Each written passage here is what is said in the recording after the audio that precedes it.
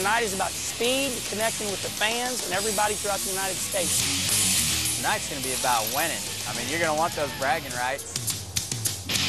As long as I'm sideways, I'm having a good time. It's a great racetrack. The place is really small, really fast. Tonight is a way for all these Cup Busch drivers, truck drivers, to give back and say, look at here, look at this little track. Come see the show.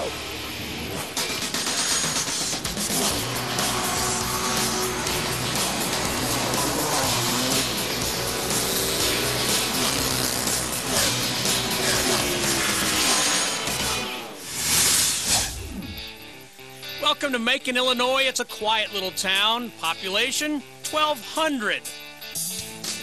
A quaint Midwestern town, but not tonight, because Macon is filled to capacity with race fans here to watch dirt track racing. It's the night of NASCAR stars at the Macon Speedway. Track has been in operation since 1946, recently purchased by a local promoter named Bob Sargent, and a few guys you may have heard from in the racing world: Kenny Wallace, Kenny Schrader, and two-time NASCAR Nextel Cup champion Tony Stewart.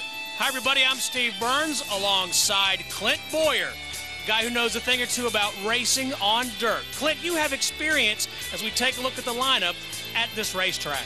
Yeah, I do.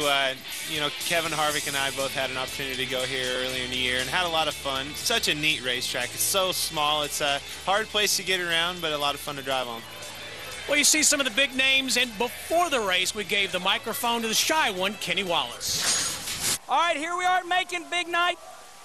We got my good friend who kicked my butt in the NASCAR Busch Series Championship. And what year was that, Bobby? 1991. You remember that, do you? Yep, I remember seeing you in a hospital, or tried to get you to the hospital before you left it loud, remember? Yes, I do remember it. What he's talking about is I got hurt in New Hampshire, and that pretty much sealed the deal. But hey, we're just going back to old times, just like this racetrack. Bobby, you know, have you ever been at a track this small? The quarter midget track that we built in Salisbury is about this size, I think. But, no, Man, this is a crazy track. It's really small. It's my first time on dirt. I've been off the plane for about 5 minutes. You got me doing hot laps straight away. Having a great time. I've just got no idea what I'm doing. What's that, National Guard? These guys don't have a lot of place to land over here. This is a small track, Kenny. Okay, now look, though, we don't mess around here at Macon. We said we got to have a big event, so we brought the biggest winner in lately, Coke 600. Now, we know you won the Coke 600. That was a huge win, but right now it's about this racetrack. Of all your Baja and everything you've done on the West Coast, you ever seen anything like this? I never have seen anything quite like this. It's a lot of fun, man. These fans are just going crazy, and what you guys have done here is just awesome. You know, so many people, as I was pulling up to this track, you know, went in my window and we're talking about things, and man, they're so cool that Kenny and Tony and these guys got together and did this, because, you know, these guys just love it out here, and you guys are doing a great job. We're going live here. Look at this. Right here on Speed TV. They're landing as we speak. He's coming into front straightaway. Do not land in the grandstands. Look at this. Wow. Steven, what did you think about the thrill that we're putting on here at Macon tonight? I'll tell you what, man, this is unbelievable. I've never driven on dirt, never had this many fans on a small track like this. It's going to be a lot of fun. And as a driver, man, I'm getting my butt kicked out there right now. You need to teach me how to drive on dirt. But look here, we ain't messing around here at Macon, because we brought my good friend Kyle Busch. And Kyle, I'm not going to ask you about that Cup stuff because you're getting enough media attention over that. Now, you and your brother out on the West Coast, now you've run some of these modifieds, haven't you? Yeah, I've run some of the modifieds in the IMCA rule and the old hockey puck McCreary tire. Yeah. You know, I love that thing, but you know, it's fun to be able to do this dirt stuff. I enjoy it, and I always did back then. But I was a little too young when I started it. I got booted out. I was 15. JJ, you ran here one time. What kind of what was it in? I was here in the mids. I actually had fast time. I think I finished third. You know, it's funny. I can remember stuff like that, but I can't remember what I was supposed to do yesterday. I have to ask my wife because I'm probably in trouble for not doing it. But, you know, there's more people here than I remember at the California truck race. So they're here to see you, buddy. Maybe we can make the change. We won't have any. We'll like cut California down to one race, and we'll come race Macon, Illinois, for Macon. Stephen Wallace, my nephew, said, couldn't we afford a whole track? They said this was a half a track. What do you think? There's that Kenny Wallace laugh. Clint, all-star names here. Do you see a favorite? My money's on Schrader. He has knowledge of the racetrack. Well, grandstands are filled. We'll be back. We're going to go racing here in Macon, Illinois.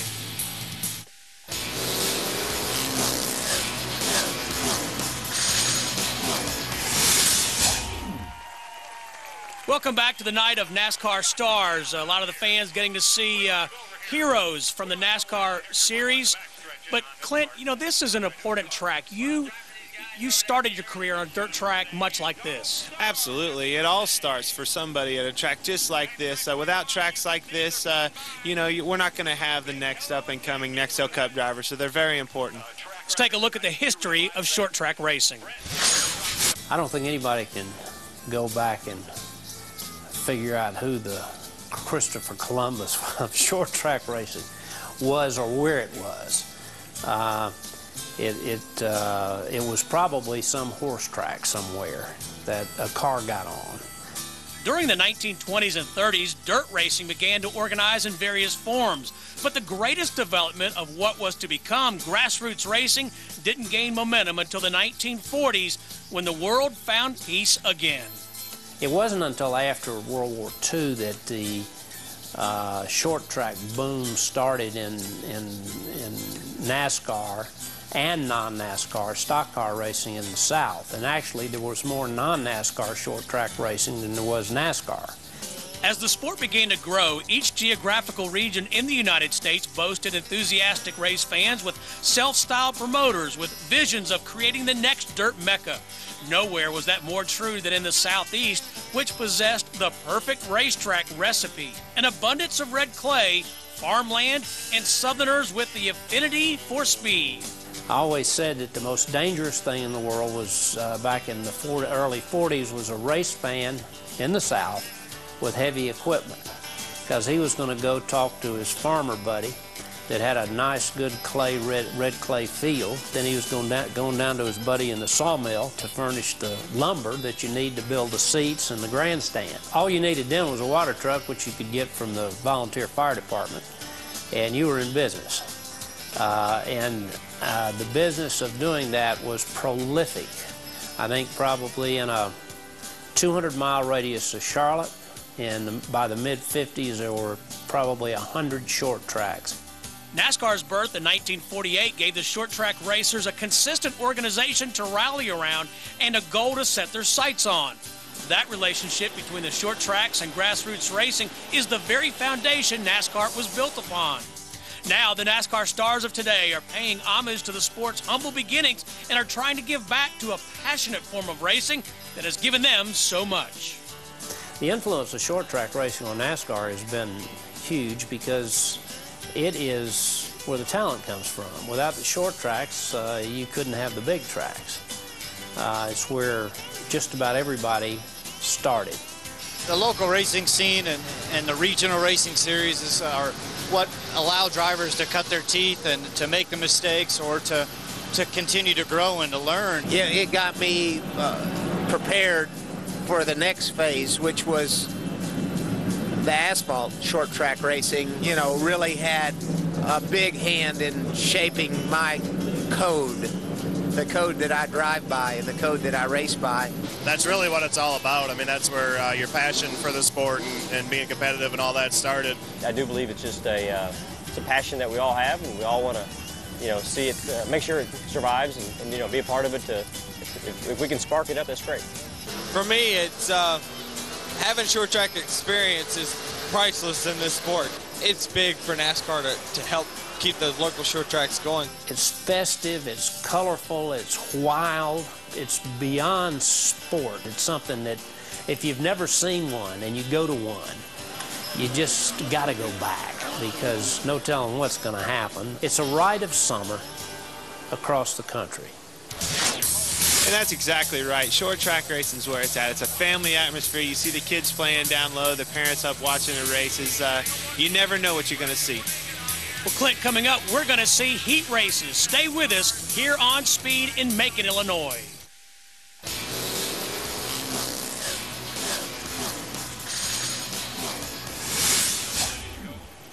Welcome back to the Macon Speedway in Macon, Illinois. Steve Burns and Clint Boyer. It's time for heat number 1. Clint, our drivers include Casey Mears in the 25. There's Kenny Wallace in the 36. Ken Schrader is in the 9. Ray Evernham in the 19. J.J. Yaley in the 18. Bobby Labonte in the 1V. And Marcus Ambrose from Tasmania in the 37. And as we look at the starting order, talk about what it takes to be good at this racetrack. It requires an entirely different style than these guys are used to. Oh, absolutely. The corners are very tight. They're tighter than probably any corner they've ever seen, even on a road course. So you really have to back the car in the corner hard, and it's really hard to get the car sideways enough to where it won't push up and get into the wall up off, but not too sideways where you'll spin out. This is a 10-lap race. And essentially, this heat race will establish the starting position later on this evening. Now, looking at the racetrack, it's very heavy. They got a lot of moisture on the track. They've been doing their homework and getting the water down, so should have a really good night of racing. All right, getting set for the green flag, Clint. Oh, a little beating and banging right at the start. Ray in the wall a little bit. Casey Mears jumped out to the lead and is going for it. Kenny Wallace looks to the inside. Little contact between 37 and the 18. That was Marcus Ambrose and J.J. Yaley. More contact. 25 and Casey Mears spins in front of the field. That's so easy to do on a track like this. As the cars, as I was saying, they're so tight to be good, you know, forward bite-wise, that you really have to get them back around in the corner. As you saw, he just got it a little too sideways, a little too much rear brake, and away she went. So caution out. We take a look at the replay. Casey Mears spins it, as Clint Boyer said, and they stack up behind him. Now, what would be a common mistake somebody like Casey Mears would make who doesn't have a lot of experience here, Clint? Just like that, getting in the corner too hard. You want to, you know, push the corner as far as you can, getting into the corner, and that's just hard to do. It's hard to balance that. You have to drive these cars with your foot. You're not necessarily with the steering wheel. You have to drive a lot of throttle, a lot of brake, and you know, driving with your feet. Time for the restart. Kenny Wallace has gone from third to first. Kenny Schrader fourth to second. Green flag. A little home track advantage looks like out there, the front two cars. I was going to say, there's two of the owners of this track. I think they've been practicing. Uh-huh. As you see, you know, they're still down on the bottom of the racetrack, which is kind of unique for this track. There, Schrader's moving up high. You'll see as the night moves on, there'll be a cushion up high, and they'll get to running high. It seems like it's a little slimy yet. You know, the track will continue to get better and better. Ray Evernham goes around, keeps it going though. Man, he might want to think about that. You might want to stop there and draw a caution, then catch back up. Good battle up front. Battle of the Kenny. Schrader on the inside, Wallace on the outside. I tell you, Schrader's car there, a lot of history behind that car. I think it's like a 1996 Dirtworks car they pulled out of the dust and the cobwebs, and you know, they've done a lot of work there getting that car ready. It's a pretty car. Trouble for J.J. Yaley in the 18. Looks like he's got some right front damage. Might have got some help getting into the wall there, but it's very easy. I don't know quite what happened yet, but very easy to get into the wall up off and damage your right front. So we'll have to see what he's got here. Caution is out, Clint. This 10-lap heat race. And again, all drivers transfer. This is really for starting position. Kenny Schrader, the leader. Does that give you a little indication there, Clint? That wobbly right front? That and a frame rail drag in the ground. It's probably a ball joint or a A-arm or something like that. Probably wall related, I'd say. Want to mention too, these cars are owned by gentlemen who race in this area. I think that speaks a lot about, you know, somebody to let these guys get in their cars and go out and have fun for a special night. So, you know, I know all these drivers owe a lot of thanks, a lot of gratitude to those. Kenny Schrader and Kenny Wallace own their cars, but again, as Clint says, as we go back to green flag, these cars owned by local racers for this Night of Stars. And it's hard to, you know, you're sitting here watching these two pull away from the field. I mean, Kenny Schrader's one of the best dirt track drivers in the country, and Kenny Wallace has been, you know, Schrader's been his mentor. Kenny's been going with him a lot here lately in racing, so a lot of experience with those two guys. But as I sit and watch this heat race and watch the laps go by, the guys are getting a lot smoother. They're getting a lot more comfortable with their race cars and finding you know, where they need to be on the racetrack. It's funny, Clint, as we watch the closing laps, watching the prelude to the dream at Tony Stewart's Eldora Speedway, you had world-class racers, Juan Pablo Montoya, Elliott Sadler, Jeff Gordon, and they all were kind of lost on dirt for the first time. I tell you, it's just a different breed of racing. I mean, it's like nothing you've ever been accustomed to, especially those guys. You know, I couldn't imagine going an F1 car to one of these cars that rears up, hikes up, left front's in the air, you know, it feels like it's going to flip over, so. Checkered flag for Kenny Schrader. 10-lap feature, or excuse me, 10-lap heat race is complete. And as Clint said, Kenny Schrader is a Missouri guy, a Midwestern native, and has a lot of experience racing on dirt. J.J. Yaley on the hook as we take a look at Heat 1. Casey Mears rebounds Clint from his early spin. Yeah, that was a good comeback for him. Looks like he got the handle of it. His car would look really tied up off the corners. It was really, you know, kind of like a pogo stick. It wasn't pivoting very good. It was bouncing the front end off the ground. Kenny Schrader takes the checkered flag as the sun sets here in Macon, Illinois. Stay with us for more heat racing on the Night of the Stars.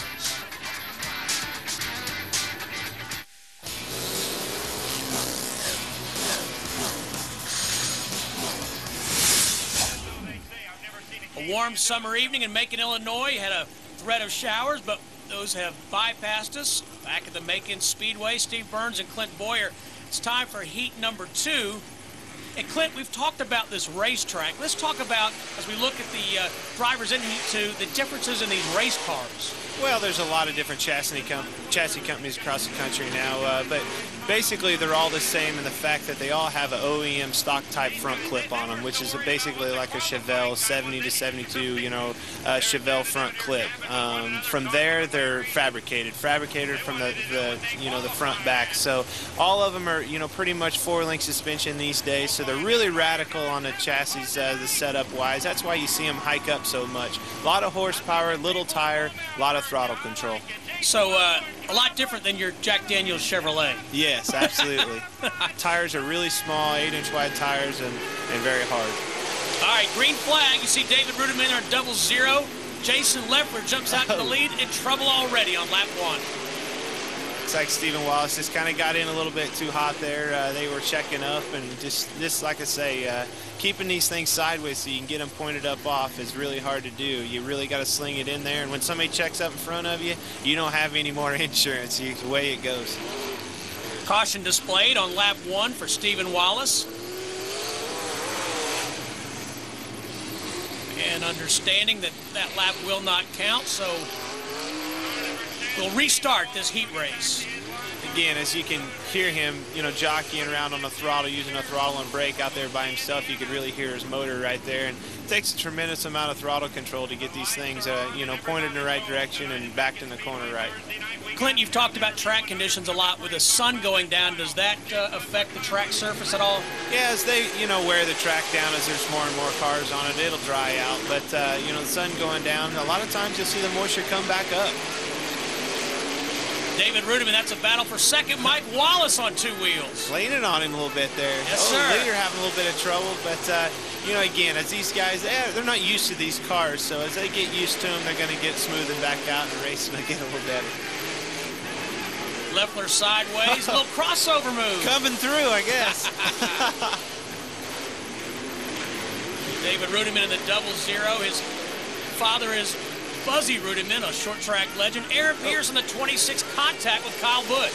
As you can see, it's just, you know, the tendencies are to overdrive the cars. Oh, there's the leader, a little change for the lead there, but Mike Wallace has really got his Geico Chevrolet running good. Look how high he's running, Clint. Yeah, it's and that's kind of the typical line, you know, the preferred line around here. But see, he got checked up there, he got tight and had to lift. But Jason left. Oh, got in too hard again. It's just really easy to overdrive these cars, as you can see out here. Pierce down on the apron. Running that high side, Clint, is it a matter of keeping momentum?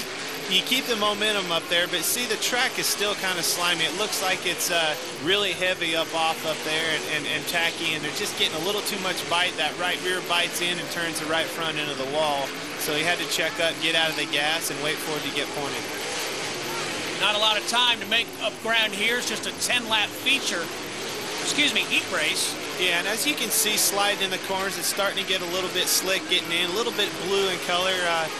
You know, that's slick. You're going through that, it's sliding sideways, and then all of a sudden it's a timing thing. As you hit that traction, you got to be on the throttle, and if you're a split second too late, you'll lose the front end. The front end will wash up and start heading to the wall, as you can see a lot of them doing. Hey, Clint, you brought up a good point. These guys are steering as much with the throttle and the brake as they are with the steering wheel. Oh, every bit as much. Checkered flag unfurled for Jason Leffler. So Leffler wins the second heat race. I think he just got the clean air the fastest. He got out there and had an open track. You know, those other cars, they were getting in the corner and had cars to bounce off of and things like that. Jason did a good job there. There was a lot of bouncing off things in this heat race. So it's Jason Leffler, followed by Mike Wallace, Rudiman, Stephen Wallace, Kyle Busch, Stephen Light, and Aaron Pierce. Crowd likes the show they're putting on here, Clint. Oh, absolutely. How about that? There's nothing like a little victory lap there with a checkered flag, even if it is a heat race. Hey, checkered flag is a checkered flag. That's right. A lot of people in the grandstand. It's good to see that at a good short track. Coming up, the grand finale from Macon, Illinois, the night of NASCAR Stars.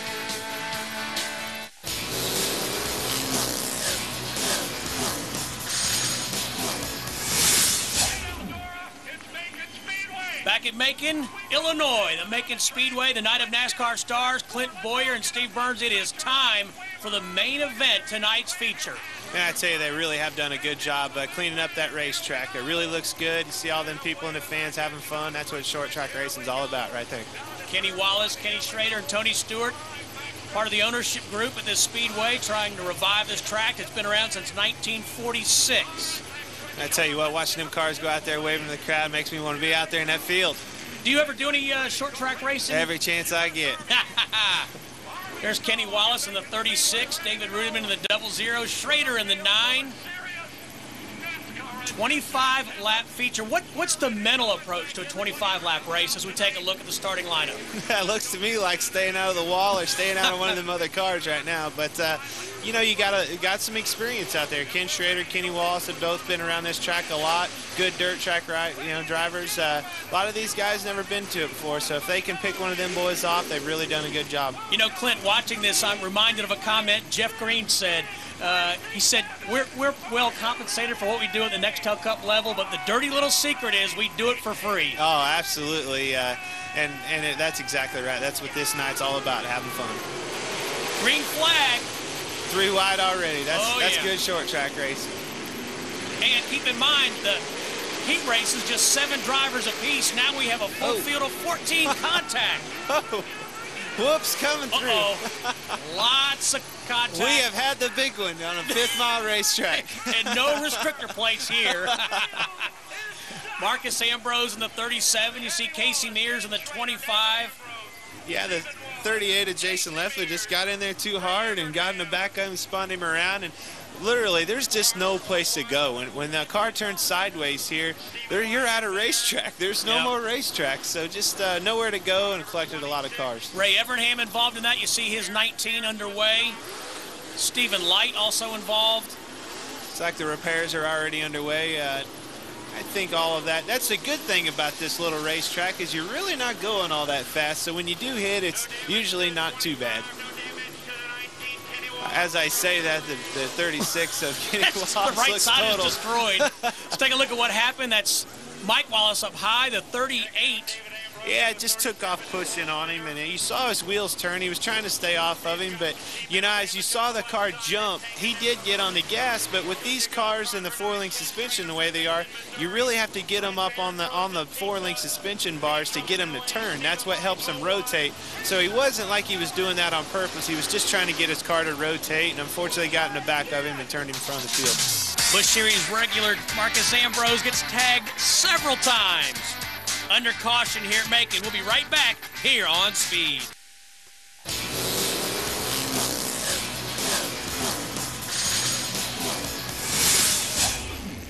Back at the night of NASCAR Stars in Macon, Illinois. Everyone back underway, Clint Boyer, so damage not too bad. We got them all beat back out. That's a good thing about short track race. Just beat it out, get going. Hey, there's no wind tunnels here. No wind tunnels. No wind tunnels. Just let the rough side drag. That's right. It's like, I guess there's no laps completed, so we're going to start over. Complete restart. 25 laps, green flag. Marcus Ambrose in the 37 up front. See Kenny Schrader in the 9. Whoa! Oh, Mike Wallace hits the wall. He got in pretty hard, and he was going for it. He was going to pass them all right there, but Marcus Ambrose, his body's a little worse for the wear. Yeah, sheet metal flapping, but let's go. Let's let her rip. That's right. That's what it's all about. Looks like, I'm watching Schrader there. Oh, caution's out, but he's running the bottom and kind of staying out of trouble. Ray Evernham in the 19 spins again. Just runs ran over a tire. Hey, before the race, earlier today, we talked to some of the drivers about what they've learned about short track racing. Let's hear what they had to say. Well, one thing is just that I've learned mostly on the short tracks is being patient. If you take yourself out or you take somebody else out, you've got to finish to win, and patience is part of that. It teaches you patience. It teaches you to move around. It teaches you to be very smart about racing. I think a lot of situations it teaches you give and take, or maybe not try to do certain things whenever you shouldn't. Clint Boyer, I would argue that patience and race car drivers should not be in the same sentence. Yeah, that's pretty odd. They're saying that on a 5th mile track. 25-lap feature, you got to go for broke. Unfortunately, I guess I didn't learn those values on a short track. It took me to get into these 500-mile races that we're running now before I learned patience. All right, Kenny Wallace is your leader, followed by Marcus Ambrose, Kenny Schrader, Jason Leffler, Mike Wallace, David Rudiman. You see the starter giving 1 lap to go, and Clint a little bit further down through the field. Casey Mears, J.J. Yaley, Stephen Wallace, all the way back to Ray Evernham. Yeah, and Casey Mears, J.J. Yaley, Casey Mears has been in, off-road trucks. Yaley's had a lot of dirt experience, so it'll be interesting to see him coming up through the field. Kyle Busch will restart 10th out of the 14, and green flag. Kenny Wallace makes a break. He really, turned down, got the car pointed, the car's got a lot of forward bite, as you can see, almost picking the front tires off the ground. So you got to get it rotated. You got to get the drive up off the corner. Saw Kenny Schrader up high in that red number 9. Ambrose in the 37, Jason Leffler on the bottom. And Mike Wallace seems to hit the wall again, Clint. He definitely knows where it's at, that's for sure. Looks like, Leffler, a lot of dirt experience there. He's getting up, using the cushion, getting a good drive up off. But Schrader, you just keep an eye on him. He always seems to just finesse it, and he's never really out of control, and he really gets the car rotated. I think I got back going. Speaking of rotating. Stephen Light looked like he was sideways down there. Yellow's out. Caution out again. That is Stephen Light in the 0-1. Get him rocked out of gear there and get back going. Again, these transmissions in these cars are very funny. What you saw him doing right there was just stuck in high gear. You have to go. It's a 2-speed, transmission. When you take off in these cars, you put it in low, you push the clutch down, and it takes off. And I said down when it takes off. So you hold the clutch down, and then as soon as you get it up to speed, RPM's good, you pop it into high gear, let out on the clutch, and you're in direct drive. But let me tell you something, that's very hard to figure out. Kenny Wallace has the lead early on. We're under caution again. Wallace followed by Marcus Ambrose, Jason Leffler, Kenny Schrader, and David Rudiman back for more Night of the NASCAR Stars in Macon.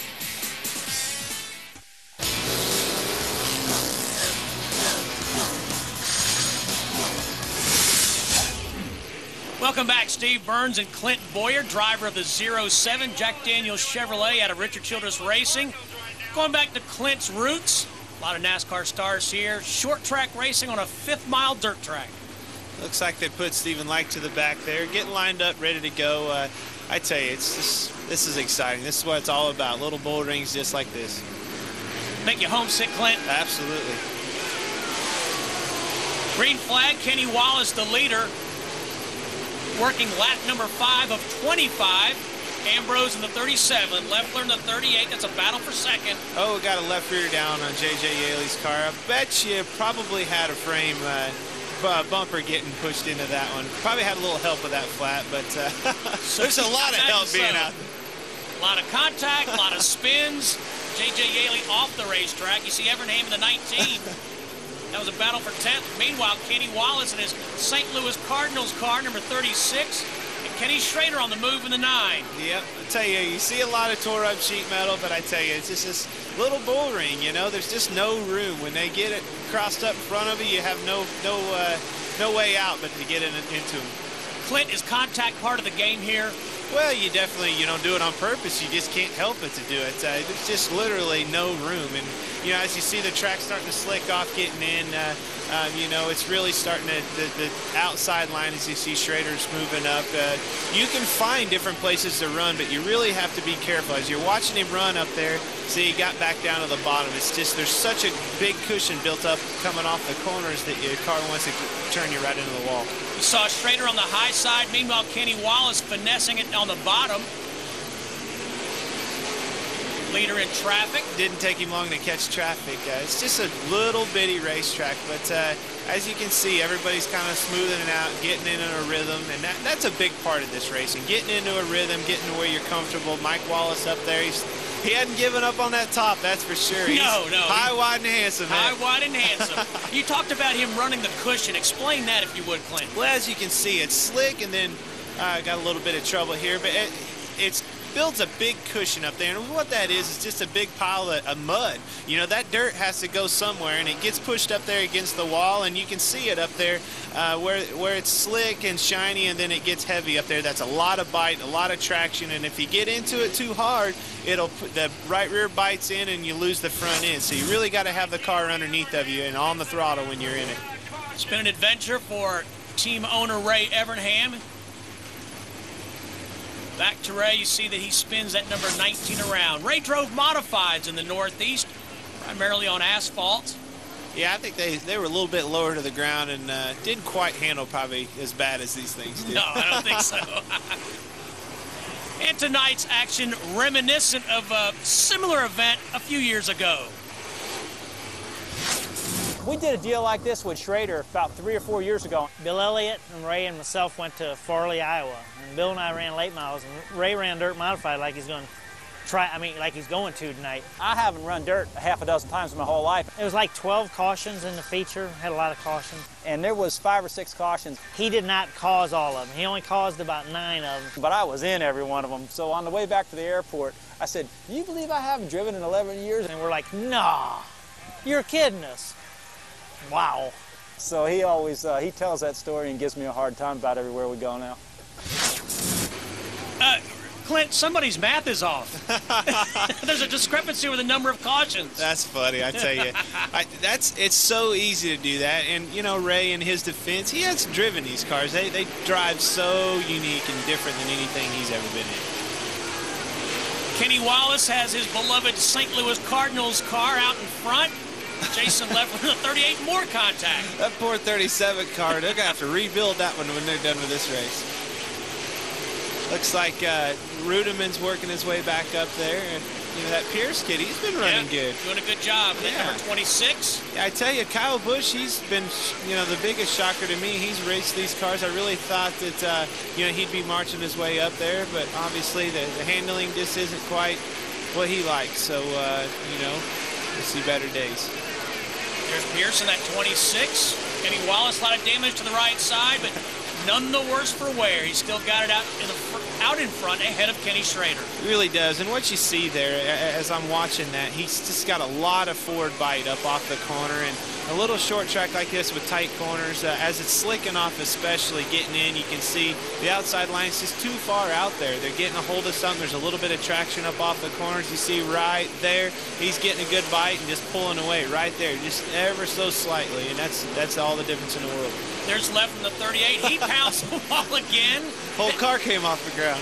Clint, I would think it would be a little frustrating. You've got all this horsepower and you're using a fraction of it. Oh, absolutely. It's very frustrating, and you have to, that's where the finesse comes in. You have to, you know, they're very over horsepowered, got a little tire, got a little bit of help there. Marcus Ambrose and Kyle Busch. And we're under caution again. Kenny Wallace and Ken Schrader, your leaders here in Macon, Illinois.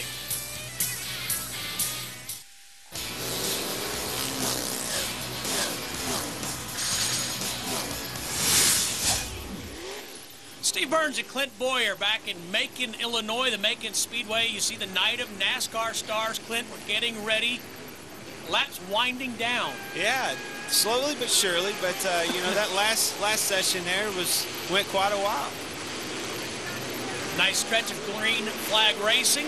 You see Wallace out in front. You see Schrader keep getting up there up high. He's trying to make it work, and you can see he gets a bite off, but just not quite enough. There's just a little bit too much traction up off the corner down on the bottom, and as you can see, Kenny Wallace getting such a run.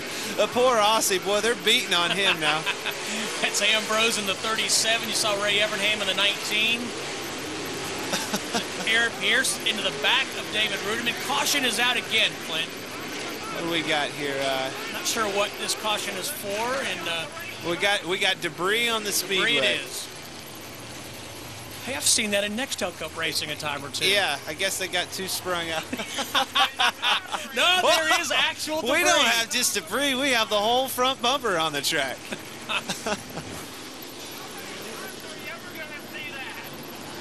See contact here, which we've been seeing all night. I think it's the rear bumper, actually. Yep. We didn't have a spring rubber on the track. No. We had the whole bumper on the track. Marcus Ambrose in the 37. Oh, Ray into the wall. Ray Evernham in the 19. You see it spit the rear bumper right out from underneath of it. I think poor Ray's just giving up. I don't know if he gave up or his car gave up. Man, that thing's used up. He can't complain about his drivers because he got it all out of that one. All right, we're going to restart. Laps winding down in this 25-lap feature race, the night of NASCAR stars. Hey, Kenny Wallace, he's just really impressed me. He's running a really smooth line. The car's working good for him. He's got good forward bite, and, you know, clearly classic field. Schrader's trying, but I don't think he's got anything for him. Under 5 laps to go, and Clint, I would imagine you can't be patient now. No, you got to go for it. And as you can see, everybody, you know, behind them, back there in the tornado or in the hurricane, whatever you want to call it. There is the eye of the storm back there. They are going for it and you know, going for broke. But Stephen Wallace in the 10 brings out caution. Take a replay, see what happened. A little more contact. I'm telling you that Marcus Ambrose's car is bulletproof. It's the Cadillac of all of them out there. They bounce off everything, and it just keeps on going. Takes a lick and keeps on ticking. I think the 37 of Marcus Ambrose got into the back of the 10 of young Stephen Wallace, the son of Rusty Wallace. More cars parked in the infield now than there's on the racetrack. Lap 22, restart. Back underway, just 3 laps remaining. They've pretty much got all the track has to offer. You can see it slicking off. They're all down on the bottom trying to get a hold of a little bit of traction. Got another spin. Kyle Busch looks like he looped it in front of him. Casey Mears goes around. Getting really slick. As you can see, track's getting shiny, and anytime it's shiny like that, there ain't much out there anymore. Take a look at what happened. Oh, got a little help. Got a lot of help. That was Marcus Ambrose, the Cadillac. That thing's bulletproof now. Oh.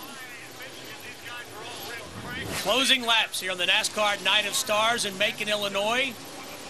It's Casey Mears in the 25 as they line up to contest the final laps. You see Mike Wallace on the outside in the 7, and we're underway. All hunting for that bottom. Kenny Schrader in the 9. That's Leffler in the 38. That's a battle for position. That was a battle for second, but Leffler goes around. Final lap, Clint. Yeah, he just drove down in the infield, and unfortunately, you know, he wasn't out on the track to draw caution, so he's out of the race.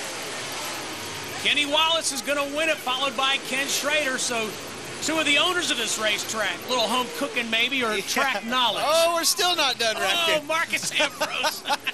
An excellent adventure for Ambrose in the 37. Yeah, clearly, you know, Kenny was a class of field tonight. He had a really good car, and he's been driving good. You know, he hit his marks, was smooth out there in the racetrack, and did a good job. Big crowd on hand here in Macon, Illinois. They love the action they just saw. And they did see some action. You know, there was a lot of good racing out there, a lot of close racing, a lot of contact. So about everything you want to see at a good short track. Yeah, we like that beating and banging. Kenny Wallace takes the checkered flag, and he'll do a victory lap for the fans. We'll be back to wrap things up here in Macon, Illinois on the NASCAR Night of Stars. Kenny Wallace takes the checkered flag, followed by Kenny Schrader and Marcus Ambrose.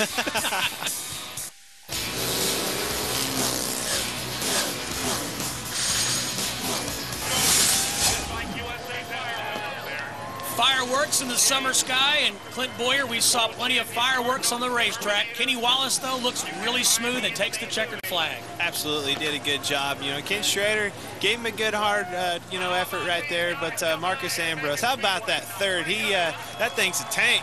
It bounced off the wall, cars, everything else out there, and he come home third. So good job for him. Rough night for Ray Evernham, but I'm sure he'd tell you that he had a blast here on this 5th mile racetrack. Fans love the action they saw, Clint. Absolutely. There's some happy boys right there. Hard to put on a bad show here. Man, I tell you, they did a good job, you know. The Herminator, oh Herm. No backflip for Kenny Wallace, but he enjoys the checkered flag nonetheless. Let's talk to the shy one about his most recent victory. We're having a blast, you know. I mean, that's what it was all about for everybody throughout the United States. All the fans here at Macon, you see we had a packed house, and that's short track racing at its best. And I learned to roll the bottom on these old little short tracks, you know. You want to go up high right away, but sometimes there's just nothing up there. Tonight is all about Speed TV. All the fans, you know, we're just wanting to make, you know, we're wanting to make friends with everybody throughout the United States and let everybody know Tony Stewart at Eldora, Kenny Schrader at I-55, all of us right here at Macon, Dave Blaney, Sharon, Pennsylvania, Paducah with Dale Earnhardt Jr. Dirt racing is back in popular demand, so go to your local short track and support dirt racing. We'll do it, Kenny Wallace. Clint, do you own a track? It seems to be a trend. I'd like to someday, but I kind of enjoy just watching. Kenny Schrader, Kenny Wallace's partner, finished second. Let's hear what he has to say. I didn't see any patience. No, I didn't see any patience. I saw a lot of cars on top of it. It looked more like a monster truck deal than a modified race. Just hate to tore up that much stuff, but we got messed up right the first lap there when we got inside of Kenny. I guess Marcus spun out. We all piled in there, and not much you could do there. But Kenny was real good. We weren't as good, and tried to go up top, and there was nothing up there. So just wound up second, first loser tonight. I think everybody had a good time. Drivers had a good time. The fans had a great time. They're heading to the exits.